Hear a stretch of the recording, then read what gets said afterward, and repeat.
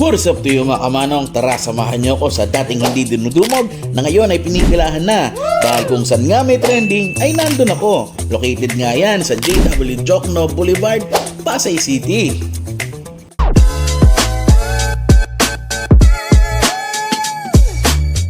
So yun na nga mga kamanong, nandito nga tayo sa Paris Encanto, dito sa tapat ni Paris Diwata. Kaya mga kamanong, tara samahan niyo ako, tikman natin yung Paris nila. Let's go!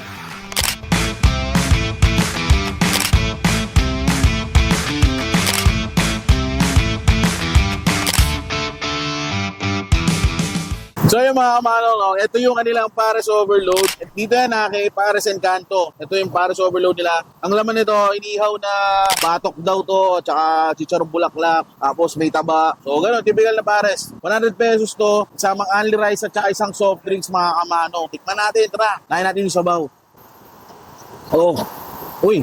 Alam niyo yung mga unang pares, hindi naman yung pares sa Retiro, no? Pero yung mga unang pares na nagtinda ng ganito, yung may mga sabaw, ganun yung lasa niya, at ganun yung texture, yung creaminess yung sabaw, ganun na ganun mga kamano, kaya sobrang solid nito. Sa halagang 100 pesos, naka-only rice ka, may isang soft drinks ka, may tubig dyan, only rin yan, may only taba rin, sobrang solid nito mga kamano. Tara, samahan natin ang kanin. Yung kanin nila may kulay hindi ko tulad sa iba na puti lang. Chicharong bulaklak, paborito natin ito, mga kamano.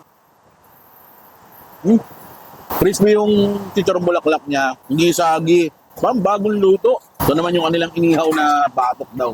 Natin. Inihaw, smoky flavor, nandun. Sinama sa Paris soup. Perfect combination. Napakasarap pala ng ganun. Mga kamano, ngayon ako nakatikim nito. Kaya di nakapagtaka na dayuhin din sila at pilahan din sila katulad ni Diwata. Sobrang solid mga kamano. Paano?